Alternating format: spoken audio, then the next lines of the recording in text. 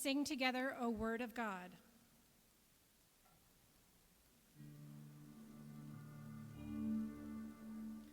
O word of God, come into this place.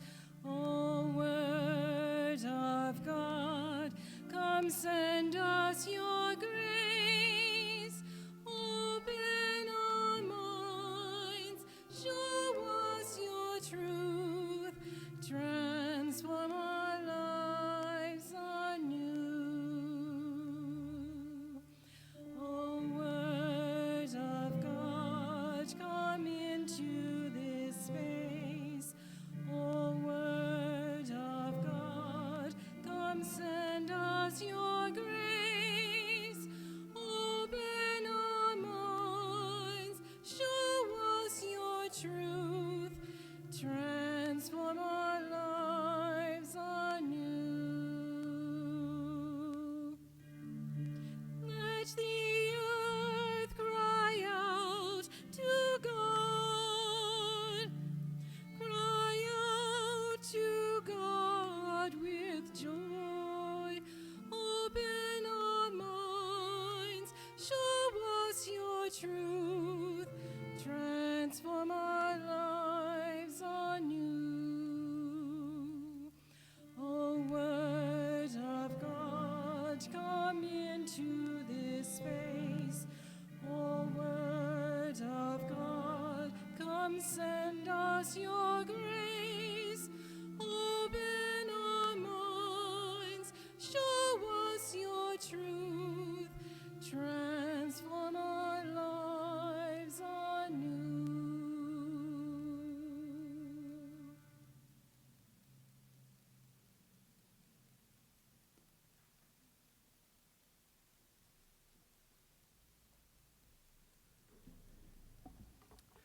Well, good evening, everyone. It's good to see so many people here tonight. I was a little nervous. This is my inaugural event here at Pax Christi, so wasn't quite sure who would show up. So I appreciate you being out tonight. Thank you. So good evening and welcome to the Pax Christi Lenten Mission. On behalf of Father Pat, the staff, and the parish, we welcome you here tonight. For those who don't know me, I'm Deacon John Brannon. I am the pastoral associate here at the parish. So we welcome those who we may be seeing for the first time, and we welcome any visitors. The past 2 years have been challenging and difficult for many of us. We are so grateful to have this opportunity to gather and experience community once again. So again, welcome. During the Lenten season, parish communities and the whole church focus their attention on the Paschal mystery, the passion, the death, and resurrection and ascension of our Lord Jesus Christ, in special ways through parish missions such as this, prayer services, fasting, and almsgiving. All of this to ready ourselves to renew promises that were made at our baptism. A Lenten mission is an opportunity for us to deepen our faith, take time for reflection, touching the heart and minds of us, and reminding us of God's infinite love. The origins of Lent are biblically based. We know from Scripture that Jesus went into the desert for 40 days and 40 nights before beginning his public ministry. He prayed, fasted, and emptied himself completely of everything. That is our foundation of Lent. Our mission topics were born out of a parish liturgy committee meeting. Father Pat surveyed the group by asking what comes to mind when you think of Lent. Give something away, give something up, and add something in. Lenten practices are meant to mimic Jesus' example. In a sense, we go out to the desert to pray, to fast, and to reflect on our life. We empty ourselves of that which does not belong to God or that which is hurting our relationship with him. Give something away, give something up, add something in. Many have come here tonight to see what this is all about. Many have come not expecting anything at all, and some have come hoping for something. It is our sincere prayer that whatever brings you here tonight or the next 2 nights, that you experience a journey of conversion, renewal, and rediscovery in your relationship with Jesus Christ. Our mission keynote speakers bring a unique perspective to our Lenten mission message through their work, their experiences, and their own journey. So let us begin in prayer. In the name of the Father, and of the Son, and of the Holy Spirit. Amen. Circle us, O Lord, during this Lenten season. Circle this world with the joy of your salvation. Where there is sickness and disease, bring healing. Where there is hunger and despair, bring hope. Where there is weight and oppression, bring release. Lord of creation, Lord of salvation, circle this world with the light of your presence. Amen.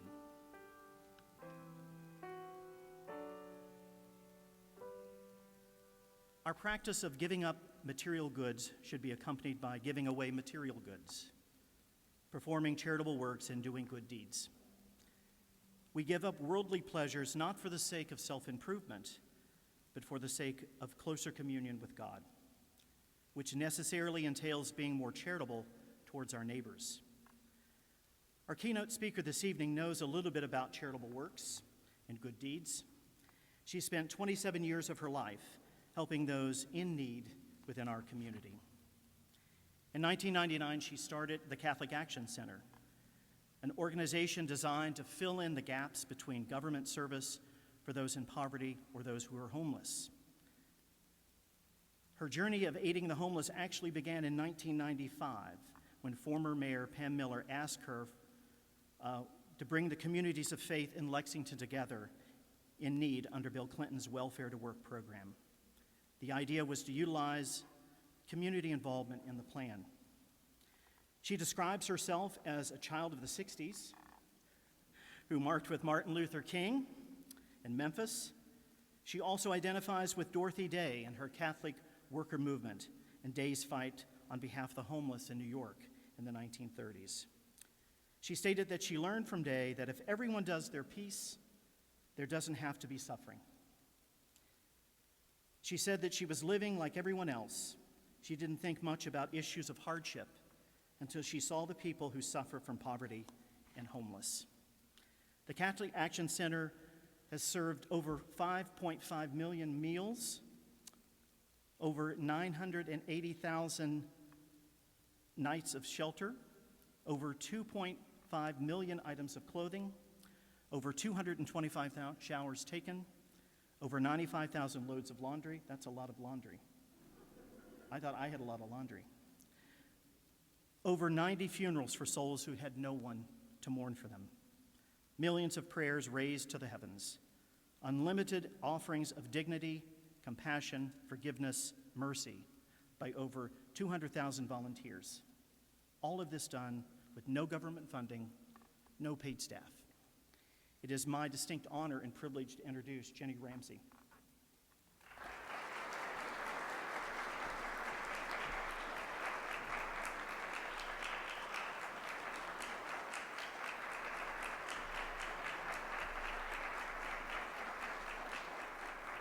Okay, well, first of all, Judy McLaughlin was the co-founder with me, and many of you know Judy, and we love Judy.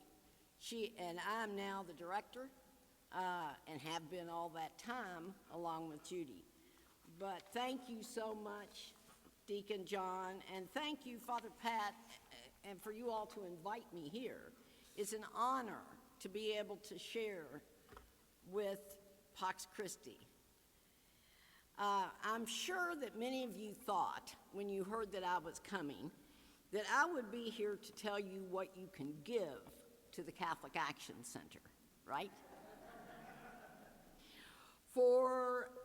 And that you thought that I was going to tell you about the center being 22 years old this year, and that it's based on the Catholic worker movement, and that we serve the most disenfranchised and forgotten of our community.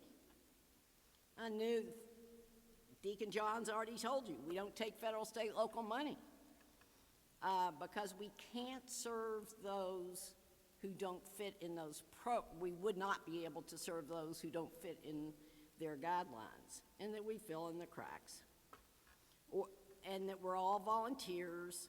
And by the way, our numbers have increased since what you saw, Deacon John. It's now 8.2 million meals and 1.9 million nights of shelter, all by volunteers who are giving to people in need. And maybe you thought I would share some of the wonderful stories of working with those thousands of volunteers who make up the Catholic Action Center. And it's who's made the Catholic Action Center a reality, and how much we want to open back up and welcome volunteers after these 2 years of having to stay sequestered to keep our most vulnerable protected from COVID. Because these are our ministers of presence. And you might think I would have talked to you about all the challenges we've gone through these past 2 years with COVID, as each and every one of you have. And just give you all the ways you can give to the Catholic Action Center. But no, that's not what I'm here to talk about. I'm going to surprise you all. No. I want to share with you all my first memory of giving during Lent. So I started thinking about that, and it made me think of Sister Marie Michelle. She was my first grade teacher at St. Leo's Catholic School in Versailles. Now, I want everyone to remember this was during the 1950s, okay? I'll never forget Lent during my first grade. Sister Marie Michelle came in one day with a big glass bowl, put it on her desk, and told us Lent is a very important time. It was a time for sacrifice and a time that we had a very important mission. We were to save pagan babies in China.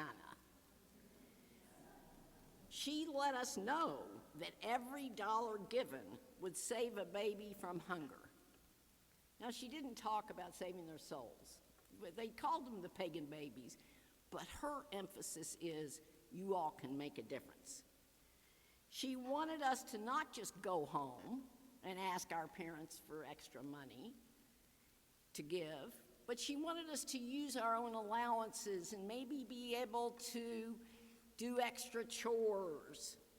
And I remember how excited I was to know that we could truly save pagan babies. I was excited every Monday morning because Sister Marie Michelle would announce the totals of how many babies we'd saved the week before. But you know, the biggest thing she kept reminding us of is that one student's donation is good, but it is together that we're going to make a big difference. Now, to a 6-year-old in a school of 55 students, you know, as far as we were concerned, we were sure that that amazing journey of Lent, that we had saved all the babies in China, because everybody got into it. Everybody was so involved knowing this purpose during Lent that could make a difference. And I knew that Easter morning when we all got candy, that we could eat that candy knowing that those babies were saved. That was my first experience of community giving. We've all heard that it's more blessed to give than to receive. I wanted to share a time in my life that I could point to that and demonstrate that adage. We always hear it's more blessed to give than receive. As I thought about that, it was an easy one to remember. The Catholic Action Center hosts a Thanksgiving Day meal for those experiencing homelessness and those who have nowhere to go. And many of you all may have come and helped serve and help prepare in the past years. We have about 600 people who come as community and sit down and share a meal and give thanks. Give thanks for all that they have. And the most important thing is the community. We share the gifts that we receive from the folks on the streets, as well as the volunteers in the community share their gifts with those. It was during the Thanksgiving meal in 2018, I think, that I met a mom with two little girls. They were staying at the Salvation Army, but had come in to share the Thanksgiving Day meal at the Catholic Action Center. When they came in to be seated, I noticed that the mom was carrying a little girl who was just bundled up with her head buried in her mother's chest and seemed to be sobbing. So I went up to the mom and said, "Can I help you? Let me find you all a place to sit. Let's, And I was telling the kids, we've got all kinds of good food, unbelievable desserts. Everybody has been here working all day to be sure you have a great Thanksgiving Day meal." Well, that didn't pull the little girl's head out of her mother's shoulder. And the mom thanked me when I gave her the place to sit. And then she burst into tears. And she shared her story with me. She and her children had been evicted the Friday before Thanksgiving. The sheriff came, put them out, all of their stuff on the street, November whatever. She didn't know what to do. She didn't know where to go. She couldn't get her stuff. She had no place to take it. So they gathered what they could, and she took the children to shelter to keep them safe. She said her husband had left her 6 months before and was not giving any support, and she'd worked so hard to be able to keep paying the rent and taking care of her babies, as she called them. But she was grateful to the Salvation Army. But she said her little 6-year-old girl, who wouldn't take her face out of her mother's chest, was having a really, really hard time. She said the child was not sleeping and barely would eat since they'd been evicted. At night, she would snuggle with the little one, hoping that she'd fall asleep, but they wouldn't really sleep. The child was too afraid, she'd tell her. The little girl kept saying, "I want to go home." Nothing any of the wonderful folks at the Salvation Army said to the child had helped. Her mother was getting really worried. It was so hard to watch the mom see her child suffer and not be able to help him. We all know what that's like. We all, as parents, know how difficult it is to watch a child suffering and not be able to help him. I encouraged the mom to keep working with the Salvation Army counselors and to know that they will help them find a new home and to let us know if there was anything we could do to help them. And just as I was getting ready to leave to go get plates for the dessert, I put my hand in my pocket and I remembered. I thought, oh wow, I've got the cross in the pocket.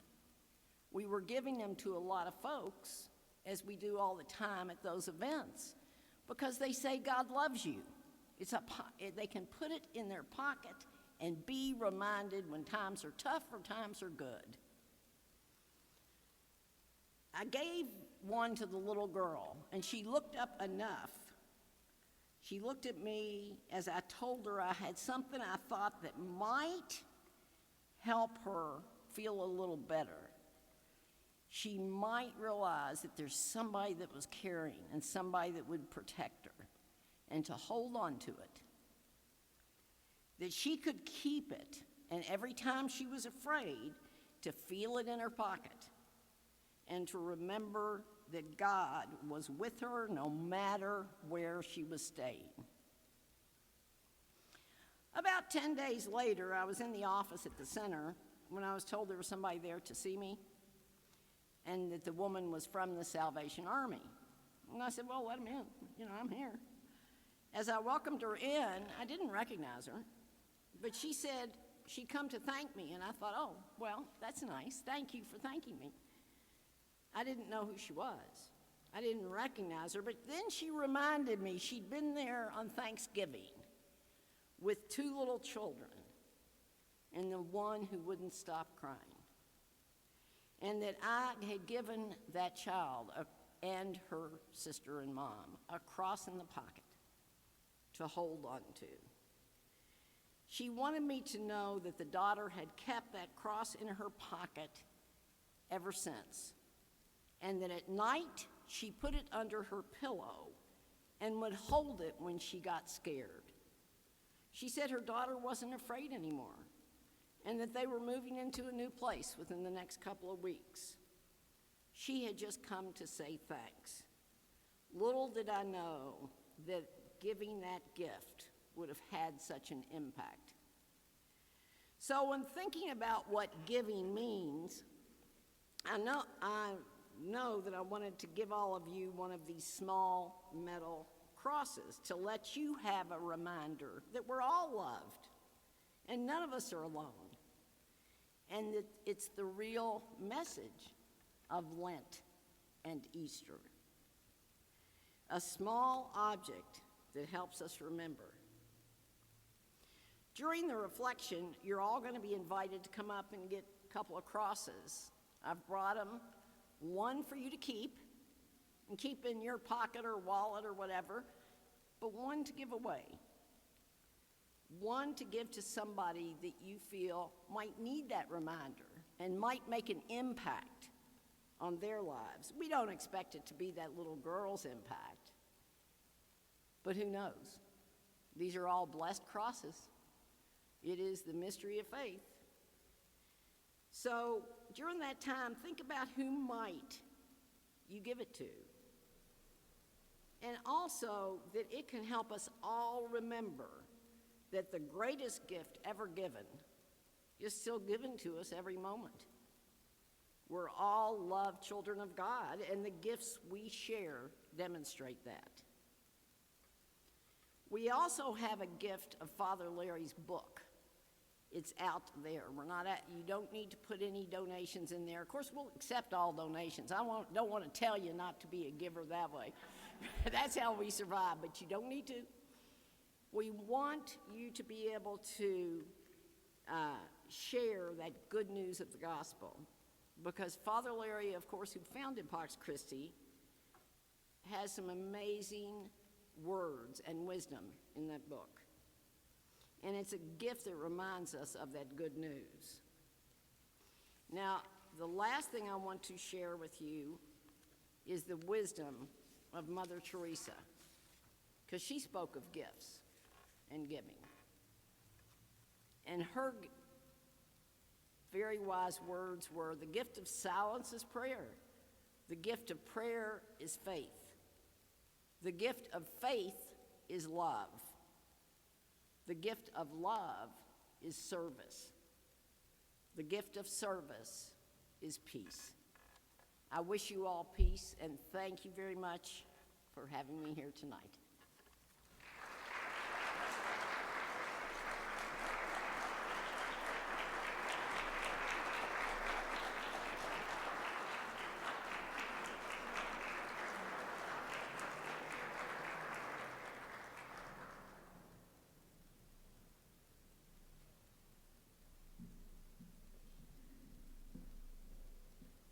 Jenny, thank you very much. I wrote down, I wanted to remember this.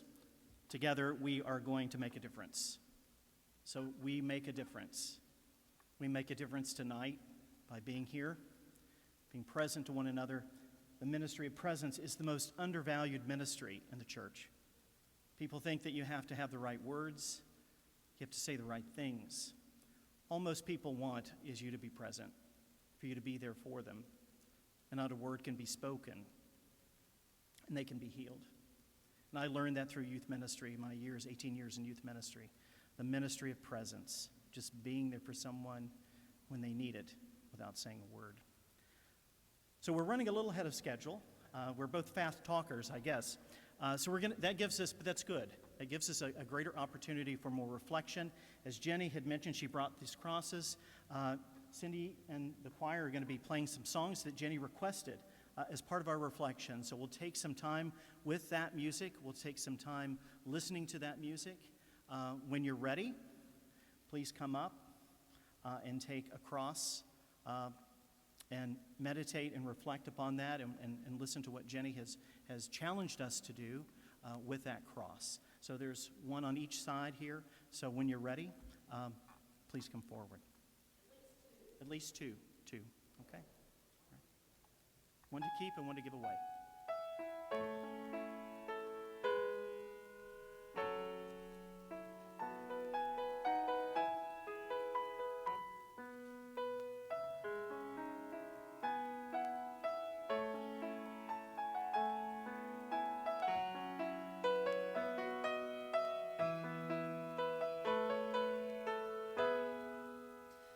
Open my eyes, Lord. Help me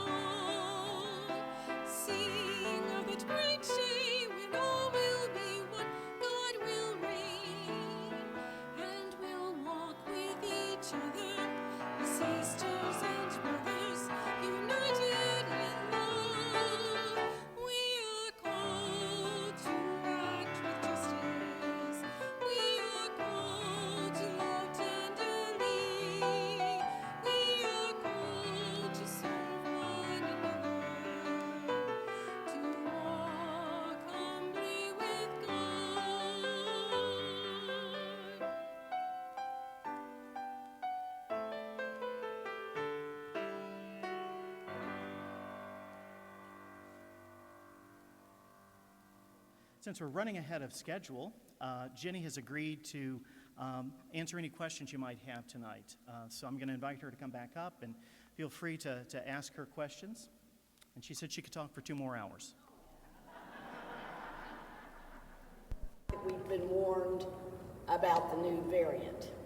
And yes, it's not maybe as bad, but when you're full of the most vulnerable, so many of our people have vulnerable health, so many are older, so many are disabled, that the only way, since we protected them for 2 years, we're going to keep it up a few more months. So we'll be shouting from the mountaintops the day that volunteers can come back, because you all, literally, we were having 1,000 volunteers a month who would come in, and not just, you all would do it, bring meals, serve meals, people who would just sit around and play cards with our folks. But for every meal, we always had these groups coming in. And our people, we saw them get a little depressed. They said, yeah, we're still getting good food because everyone's still bringing the meals, but they don't get to come in and serve it. So we've told them, okay, as soon as we can, we'll open up, because that's the true ministry of presence that has changed people over these 22 years. Coming, seeing the smiling faces, people who care, people who share. And so we can't wait. I know a lot of people think we've been a little standoffish about it, but I mean, we just have got to protect those folks. So we're looking though, and even talking to the medical experts, they think this thing is going to come hit fast, hit and be gone, and by June we should be pretty good. So we're going to have one hell of a, celebration. Didn't mean that. It's going to be a heavenly celebration. We were hoping to announce it on Easter.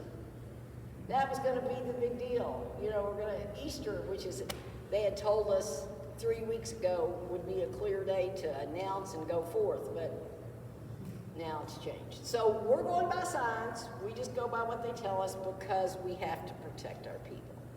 And I know that's frustrating for everybody. Those of you who want to give items, those who are used to just bringing things and coming in. And of course, we've cut you out for the past 2 years. And I apologize for that. And I can promise you that all of our core staff are going to be so happy to see a lot of you all back. So happy. Yeah, they keep saying, you know, but it's all good. We have made it through, and it's been a challenge. We've had some people really sick over the 2 years. But everybody is vaccinated and boosted, and what we're seeing right now is that they aren't getting as sick. We almost lost several of them. But the good Lord was with them, and some of them had to go to rehab for a while, etc., but we got through. So it's all by the grace of the community that we do what we do at the Catholic Action Center. So to answer that question before it's asked, because I know it's the number one everyone has. Oh, yeah. I thought I was. We can move that out, Ginny, if you want. Okay. All right, we're not going to open up until June, probably. That's what I just told you. And we're sorry. Questions? So when you do open it back up, is it have something on the internet where they can sign up, or how are you going to do that? We're going to have it everywhere. We already have our plan. It'll be Facebooked. It'll be in your all's bulletins. It will be everywhere we can put it, and there'll be sign-ups. We still have sign-ups now for people to bring meals, but all they get to do is come to our door and hand them over, and that's been wonderful. I mean, this is a miracle. For the past 2 years, until June of 2020, Lundgren's supplied us all the meals so that we didn't have to worry about meals, that we could just worry about keeping people safe. And then we started back asking you all to bring lunch or dinner, and it's, you know, it's filled up. I mean, nobody's gone hungry. You know, in fact, some of our folks look a little plumper than they did 2 years ago. A little COVID extra. But it's a blessing, yeah. We'll let you know. No, you all will be the first. We hope to do we may try to put something out to let folks come help us with our park and our garden. We may be able to do that sometime in late May. That would be before we'd open the floodgates for all volunteers. So we will definitely let you all know.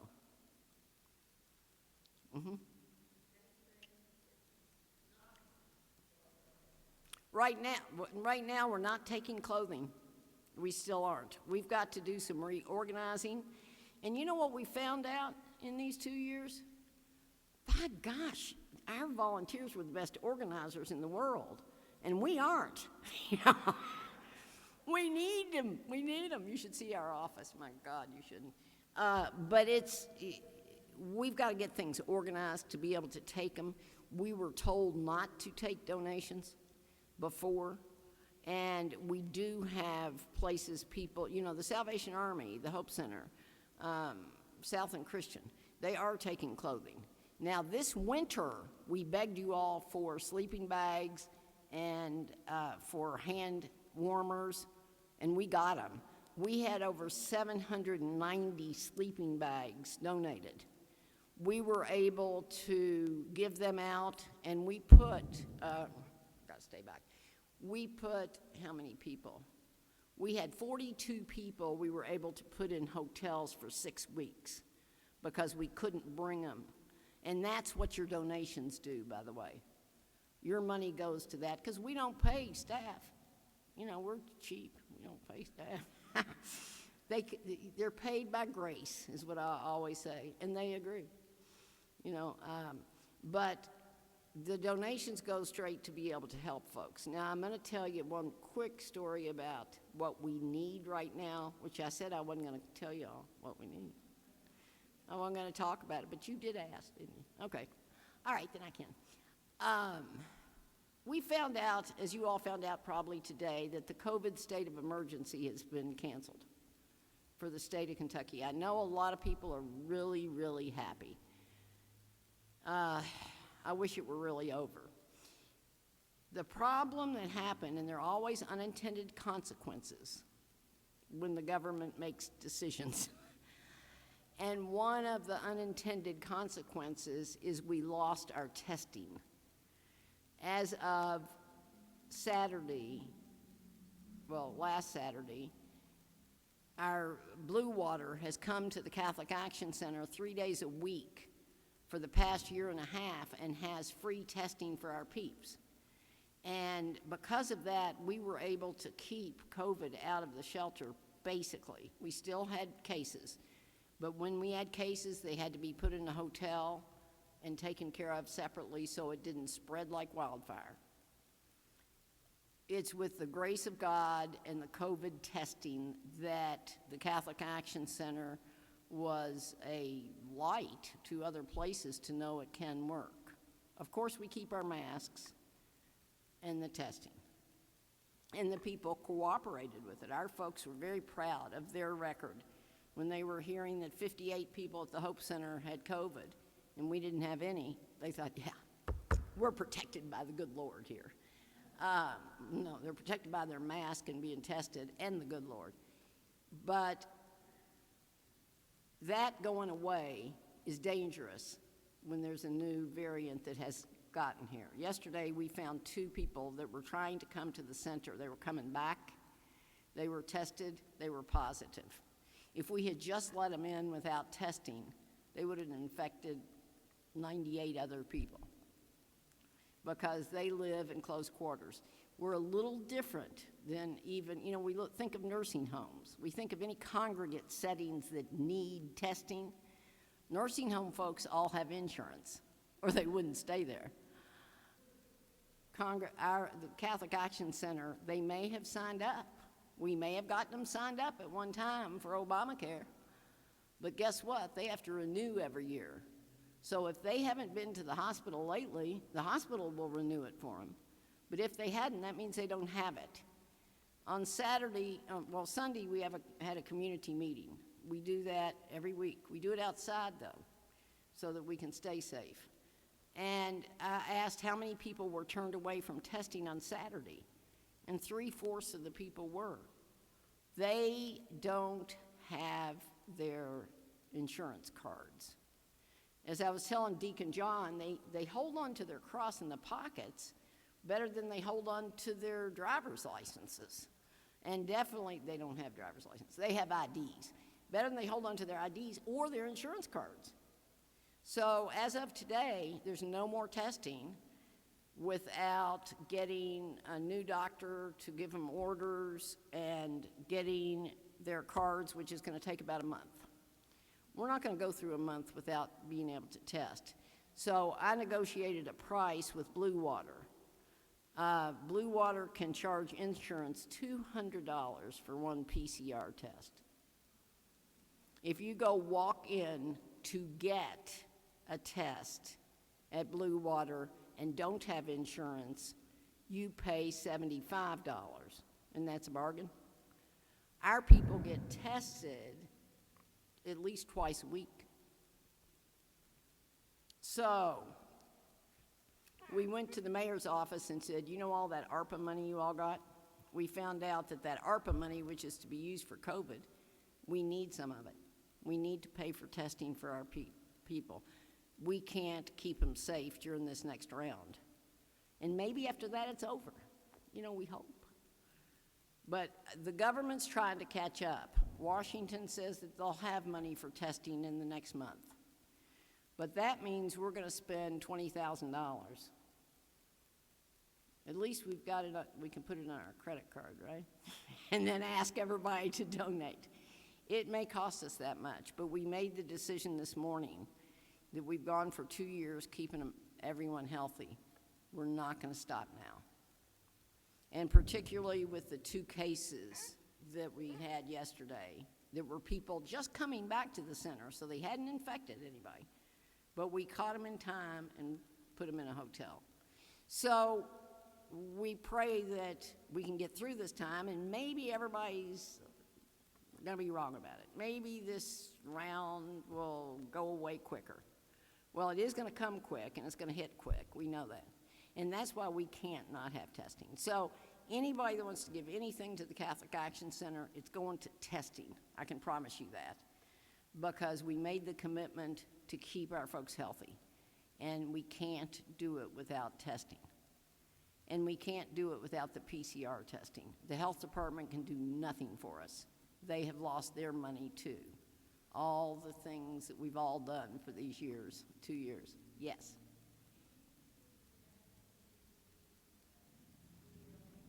Well, we can, but they're not as good. I mean, I have to be honest, we've been told that the rapids tests might not pick it up for 2 days. You test today, and that's new. This Omicron B variant, you know, I've gotten so sickeningly knowing all about this COVID stuff for the past 2 years. But it is not picked up as quickly because it's got a different makeup. It will pick up when you're actively doing whatever we do with COVID. But it takes about 2 days. So they're saying you need the PCR. And our people do get us our PCR back within about 14 hours, which still leaves 14 hours of not being covered. But I appreciate that. And yeah, we take them. We'll use them. We definitely use those. We do a lot of quick tests because when people are feeling bad, actually, myself and a couple of other of our core volunteers, along with several nurses in town, were trained by the health department and we're certified in many ways. But we're certified to do the COVID testing of the rapids, which doesn't make much sense now when you get them in your mailbox. But back a year and a half ago, it was huge that we could test. But I just worry about the peeps, and we all do. And they're really good about being tested, and they don't mind it. You know, they know that they're keeping each other safe. We always say that if we don't get that sick with it, that's not the point. Who we're going to share it with, who it might destroy their health. Yes. You'd have to come to the kitchen door, ring the doorbell, and they'll take them. And that's all we're doing with any donations, as many of you know. We ask you to come to the kitchen door. We put in a new doorbell to the left because you all wore out the other doorbell. And it's to the left instead of on the right, which confuses people. But it's electric too, so it doesn't wear out. And they'll come to the door and take it. Yes.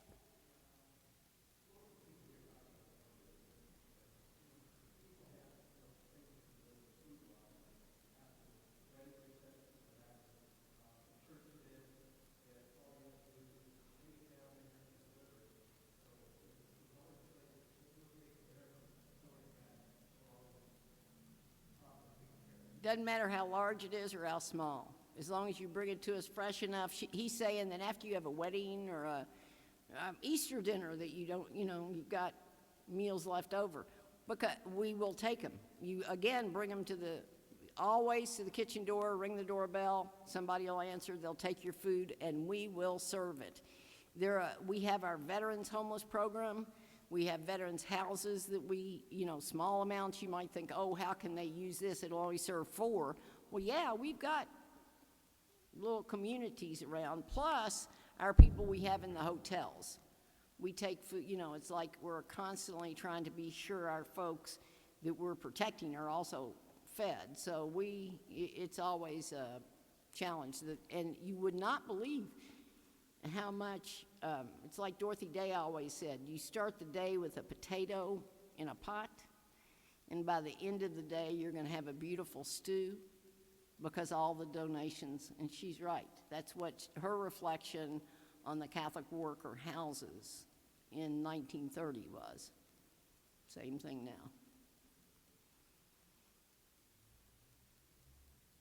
Yes.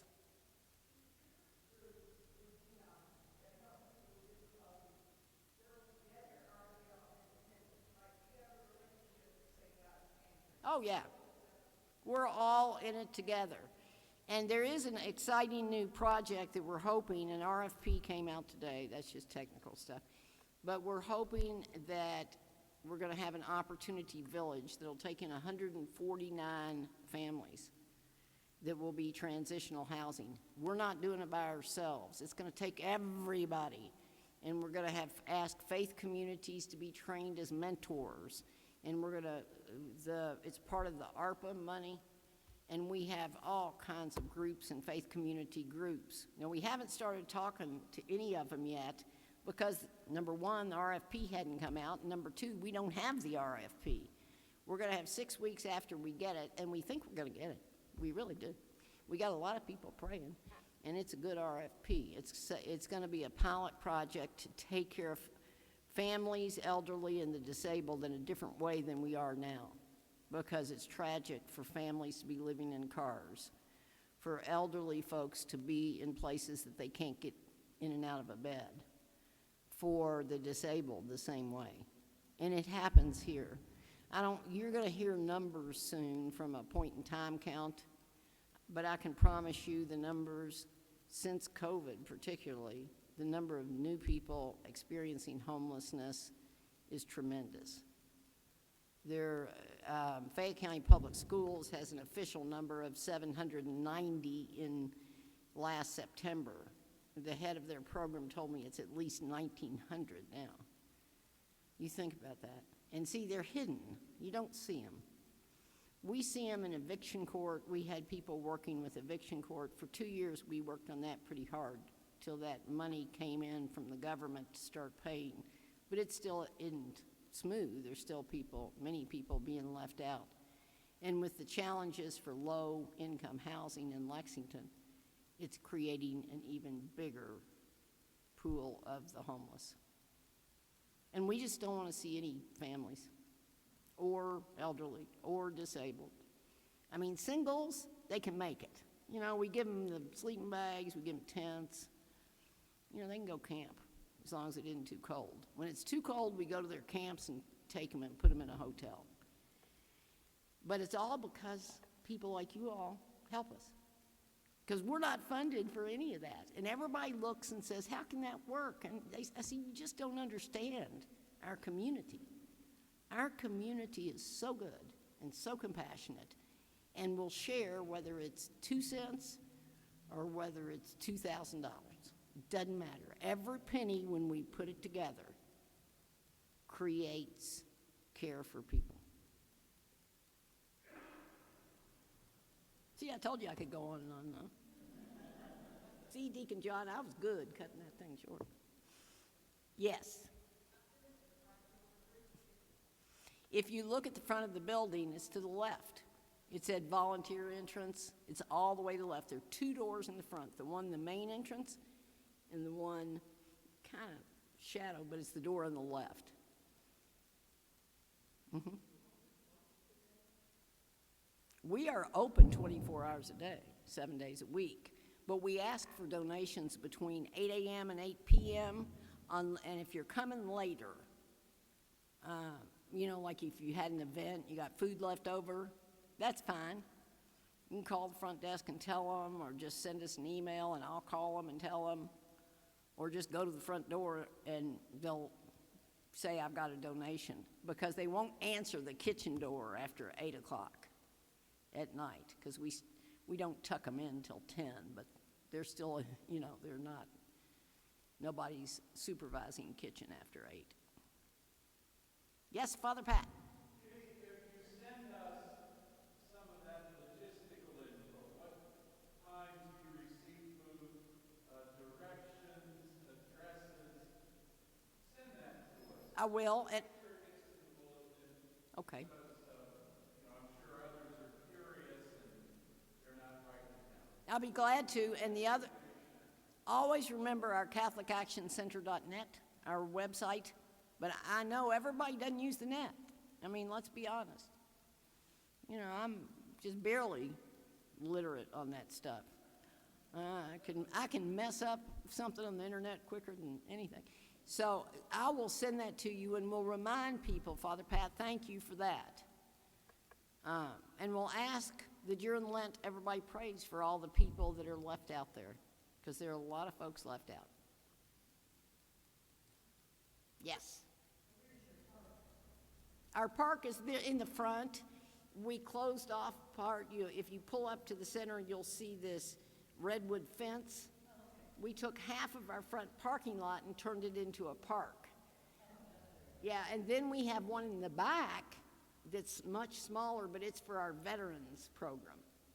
And it's really kind of cool, because we've been able to, they love growing things, and normally they do it with community members. Until this past year, they had to become their own gardeners and flower keepers, and they did a pretty good job, but not as good as some usual. Yep. We'll be putting what we're going to need. We will definitely, in fact, I'll include that to Father Pat in a date. We're not going to want it too soon, because if we stored it and they all die, I'll send it to you all and see what happens. I'll send it to Seton. Usually we try to give it to all, huh? Okay. What did you say? Father Larry's book? No. When we moved, now here is someone who's been helping us for years and years. When we moved from 5th and Chestnut, remember we had God's Net over on 7th Street. That was our warehouse, and that's where we had people donated books. We put them on Amazon. We raised funds for the center. We had people who came in every day and helped do that. Sadly, and I think it was 2016, I think the good Lord was telling us it was time to quit, because somebody set fire to our building, and all those books smelled of smoke. So the insurance company had to pay us for them, and we were able to give them to the International Book Center, and they took them. They didn't seem to care if there was smoke smelled, but we couldn't sell them anymore. So we stopped that program. We do have a little library out front, and we do ask people to bring books and just stick in there. Our folks read all the time. If anybody has, who are the people? I've got one gentleman who sits outside our office every day and reads Tell me modern authors that, what'd you say? That's one he likes. Give me another one like that. He's a 77-year-old man. He loves reading mystery kind of things, too.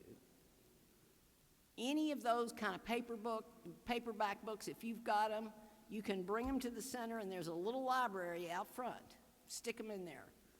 And I can promise you Jesse and others will get them real quickly.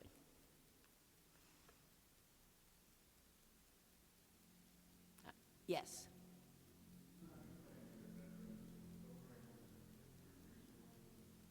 Our what? Oh, our veterans program. I'm sorry. I thought I couldn't, Our veterans program are homeless. They're people that are referred to us from the VA.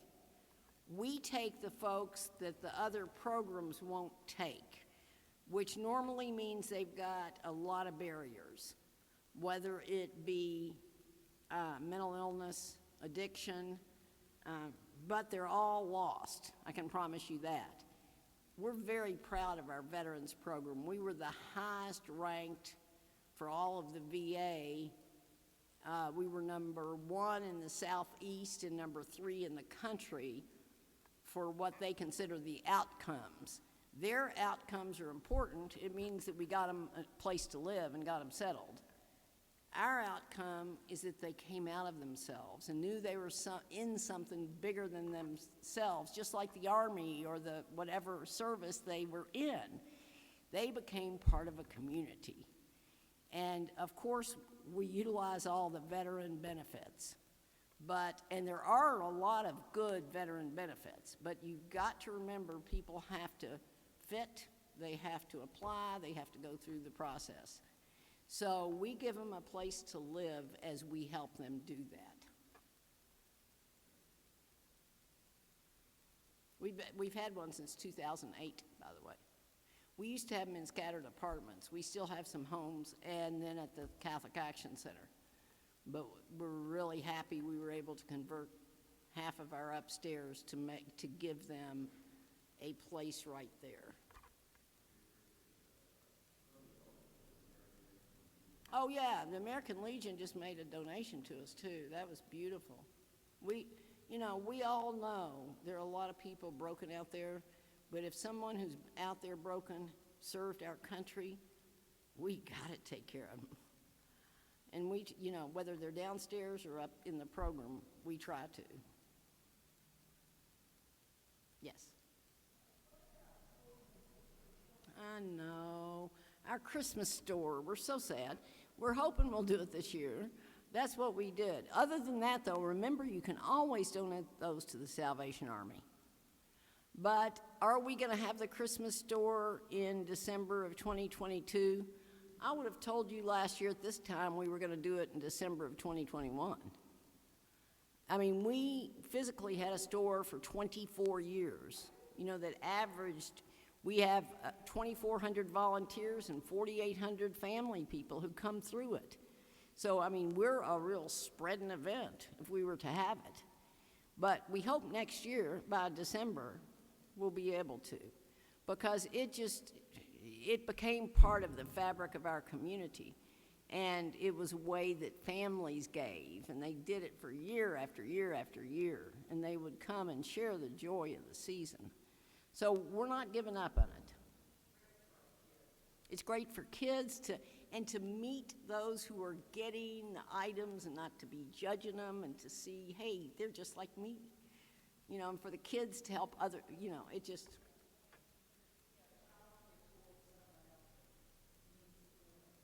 Yeah.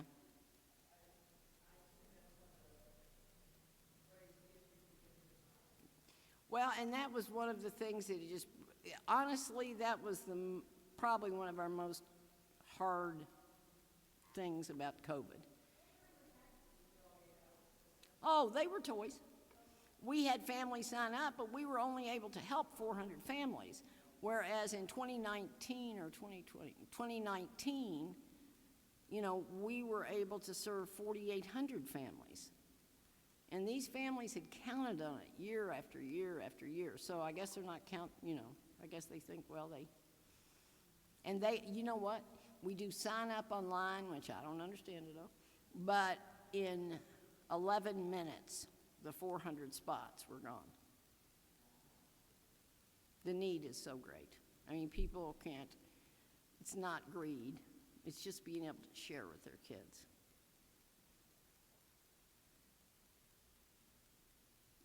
Yes. Right now it's COVID. I can't ever. COVID, no way. There's been nothing like that. We went through the challenges at the beginning. We had a lot of different things, from ice storms and, getting people through.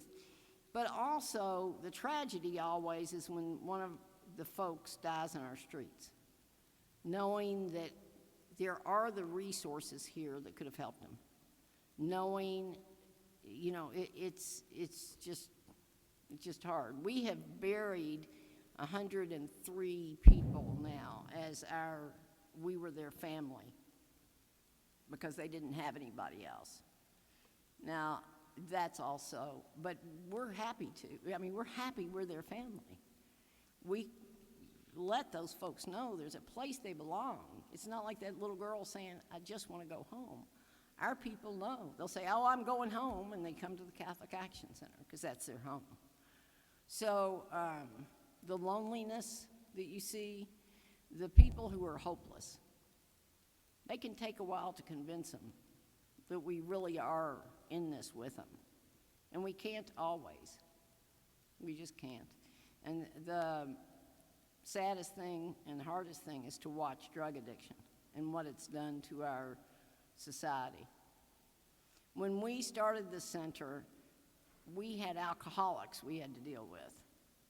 And then all of a sudden, about 2005, 2006, we started getting meth people that were coming from eastern Kentucky. We'd never seen it. And then the next thing we know, we were calling their families in eastern Kentucky and saying, Joe is here and he wants to come home. And the grandmom saying, no, we're not taking him home. Never had that happen at the beginning. Always there'd be some place that people could go. And then it ended up grandma's on crack too. So, I mean, it really has been hard to watch that. And we've seen it from the street level. And it's, we all do the best we can. I don't know if you all know, we do have Cliffview, and Mountain Comprehensive Care has the Cliffview Addiction Center there.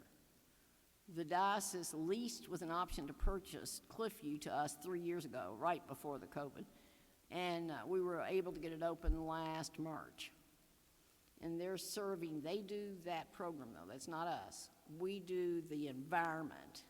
We have gardens that vegetables are grown and given to the food bank there. We have a wonderful program out there. But that's the hardest thing to watch. People giving up. So we always have to remember those that didn't and those that made it. Yeah.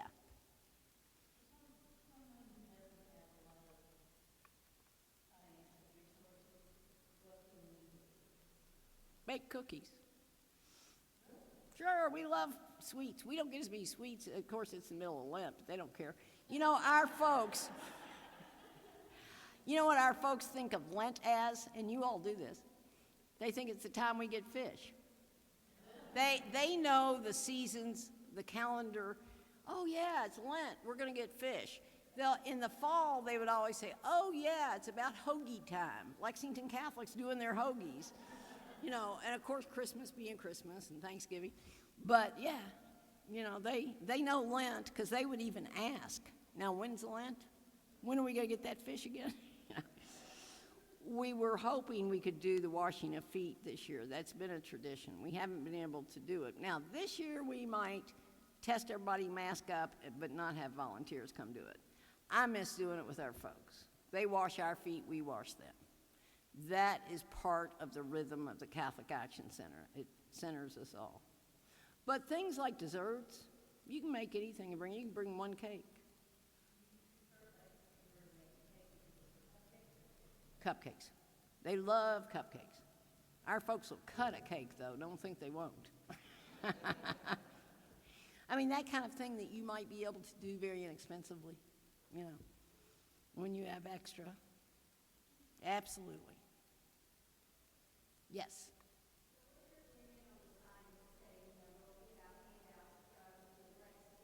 Oh, you really want me to answer that one?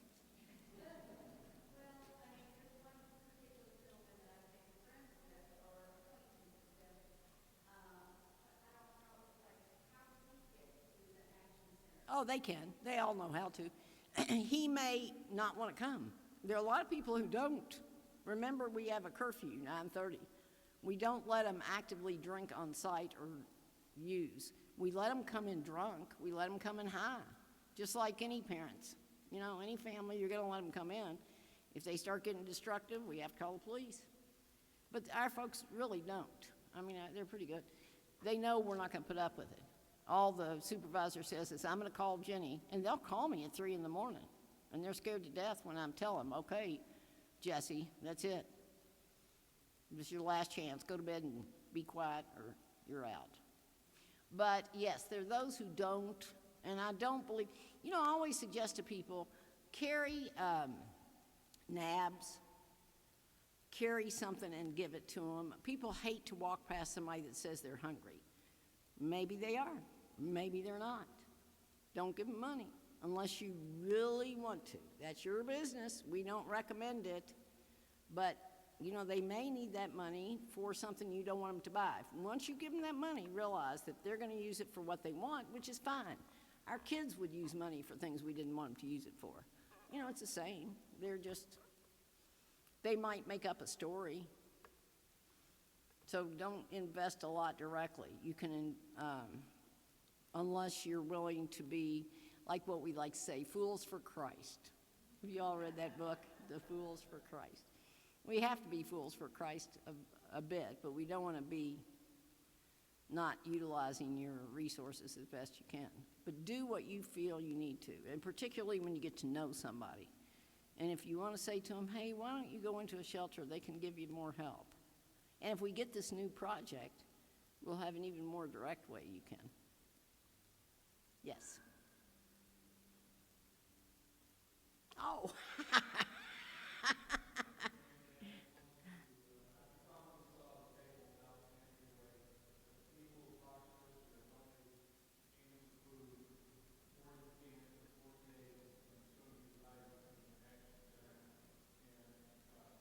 Well, thank you so much. Because we use those. Don't think we don't. Even though we're not having to cook all the things, remember we have houses. And we do have to cook sometimes, so thank you. But, those scouts, they're good. Let me remind you, those books out there we want you to take. We want you to take that, Father Larry's book, if you don't have one or if you want to give it to somebody.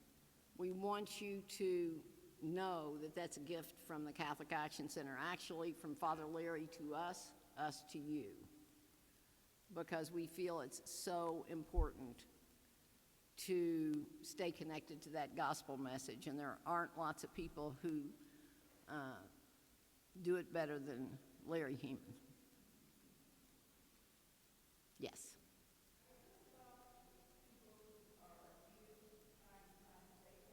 Yeah, we send them immediately to Greenhouse 17. Greenhouse 17 is fabulous. I want to tell you all, they are amazing. Now, if they're full, they find other places. There's a whole network across Kentucky. Absolutely.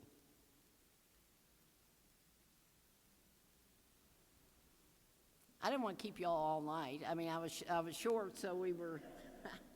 But, you know, keep us in your prayers. If you've got questions, email.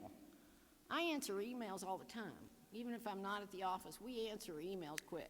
Yeah. CACLEX2000@gmail.com.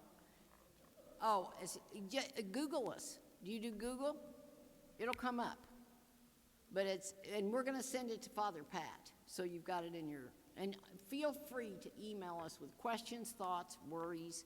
If you're seeing somebody you want helped, That's how our compassionate caravan knows where to go to. So know that we're going to respond the best we can.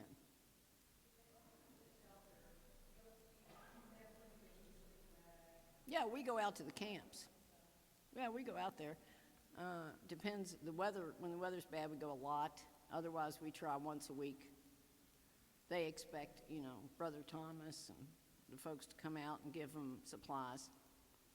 And we were able to get them all vaccinated last year, but they haven't been boosted, so we're going to have to do that again if they all want to, depending on what they want to do. They've got their choice. But we want to be sure, and they know us, and we're friends with them. They're friends. They know we care about them, but they're not going to come join our community, let me put it that way. Yes. Oh, God, don't do that to me. Oh, yeah, Hillbilly died. You know he died. Yeah. He was more than a character. He was definitely a child of God and a rascal, and we loved him.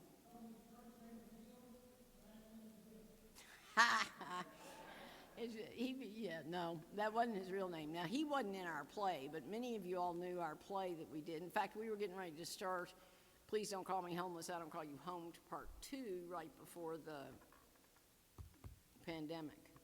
And we probably will do it and put it online. Might not be in person, but they like to tell their stories, as we all do. Thank you all. Love you.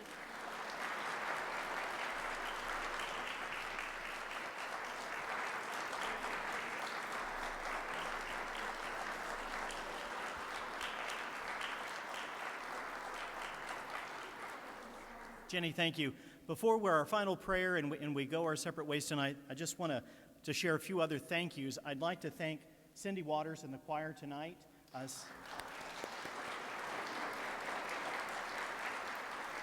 Cindy said she was ready to turn on a dime, and she did. So I appreciate the support. I appreciate the support of Father Pat for this mission, letting him be a part of the parish.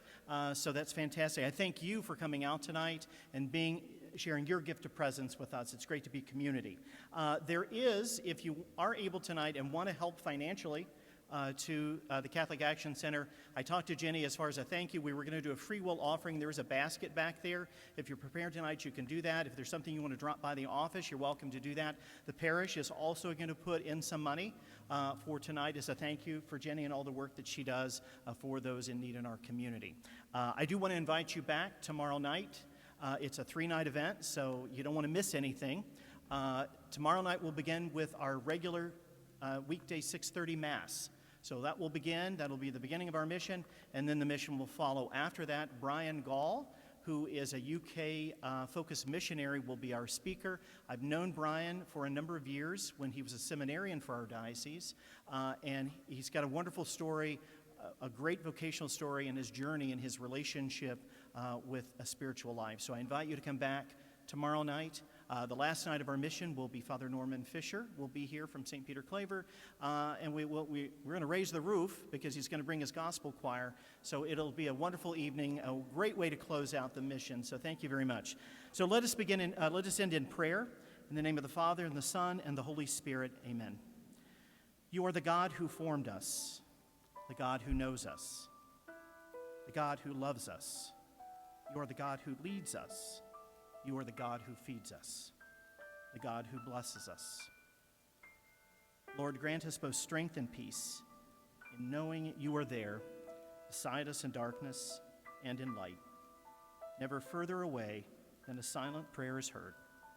You are worthy of our praise. Amen. Father, Son, Holy Spirit. Thank you very much.